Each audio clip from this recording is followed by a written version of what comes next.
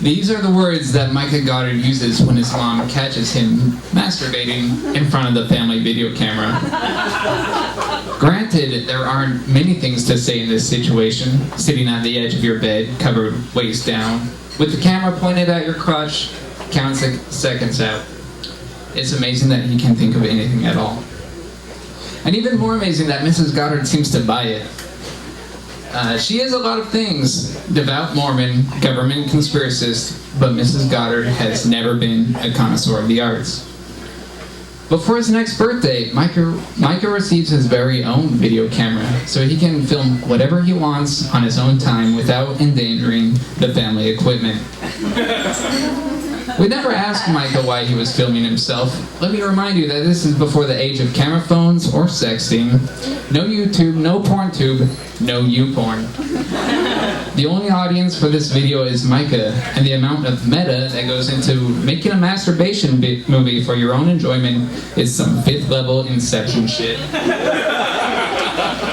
We're not excited about why he does it. We're just excited that he does it. In the name of art, the student film, any tomfoolery is tolerated if you're holding a video camera. And one thing is for sure, Mrs. Goddard never bothers us again. Over the years, its for a student movie becomes less believable. YouTube comes along and makes the film degree the biggest joke of academia. Suddenly, everyone is jerking off in front of cameras, and nobody cares about the mise-en-scène or the f-stops anymore. It's all poor lighting and awkward angles. Frankly, it's disgusting. So I jump ship to the second most useless degree. I become an English major. Then I become a writer.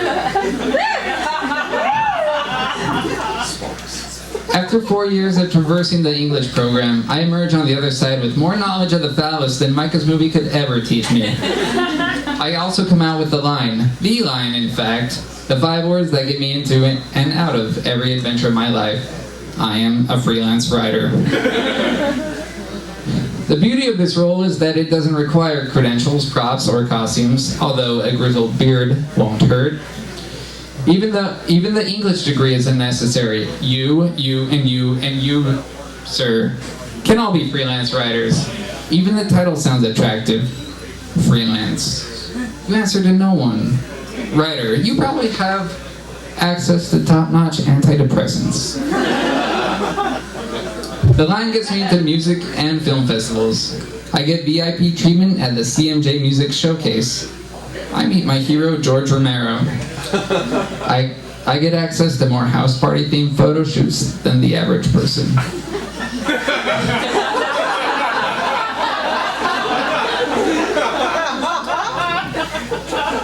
I use it to get an internship at Vice, a magazine that champions a narcissistic and misanthropic tone, the perfect tone for a writer. But in this environment, my freelance power fades. I'm simply known as the new guy.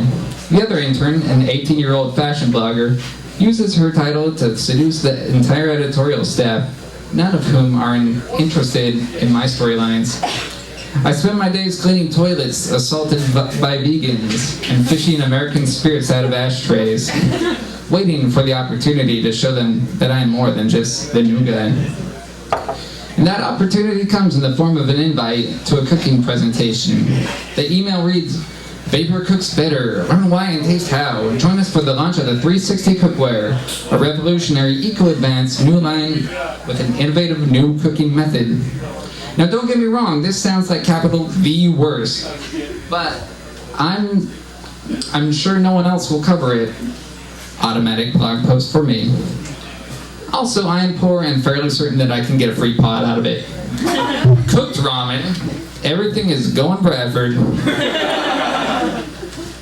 According to the email, the demonstration centers on these pots that utilize the power of vapor to cook better.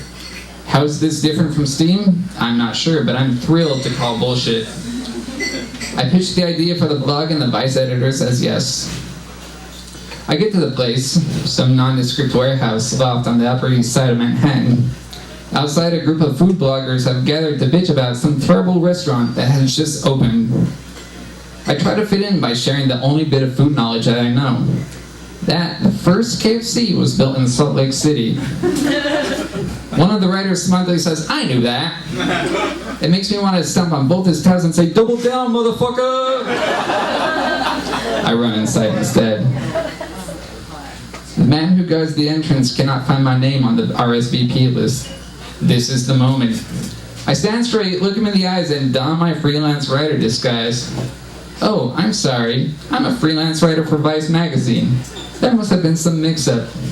The man with the list gets the biggest smile. A little stream of drool falls out of the corner of his mouth. Me and my friends love the do's and don'ts, he says. I say, thank you. I write all of them. He ushers me in. A spokeswoman from the 360 company takes us to a serene, bleach-white loft that looks less like a set for a cooking presentation and more like a set from Gattaca. Everyone is well-dressed and has that passive, blank stare that I assume people from the future will have. I become aware of my own stained shirt and my ripped jeans, so I start the game that I play when I'm in awkward situations. Become the drunkest person in the room in the least amount of time. Once word gets out that I am from Vice, people begin treating me with the same trepidation and fear as you would upon finding and viewing your son's masturbation video. One of the marketing women from the 360 company starts talking about online traffic and the business prospects of Twitter. But since I only tweet about haunted houses and Dunkin' Donuts, I can't relate. The conversation ends with me recommending that she tell the boys in the lab to make a 360 pot big enough to cook a turkey. I say this with the conviction of a man who cooks turkeys on the reg. She does one of those, I'm gonna stand over there and not talk to you things. By the time the actual presentation starts, I'm about 5 or 6 Cabernets in, so the details are a little hazy. I do remember that there are 5 layers of stainless steel in each 360 pot, and that cooking with vapor locks in the flavor. They keep describing how the food is moist and stewing in its own juices. It grosses me out, so I leave. On my way out, the enthusiastic Vice fan gives me a door prize, my very own 360 pot. I also take a wine glass, which isn't a door prize, but pretty easy to fit up the sleeve. The first thing I do when I get home is test the pot myself. I can't wait to call bullshit. I am dismayed, however, when the awesome vapor locks in my ramen's oriental flavor. Vapor 1, freelance writer 0. So how well did my investigative writing piece go over at Vice? Well, I still freelance for them. They just don't know it. Thank you. Buy a shirt. Ryan Bradford.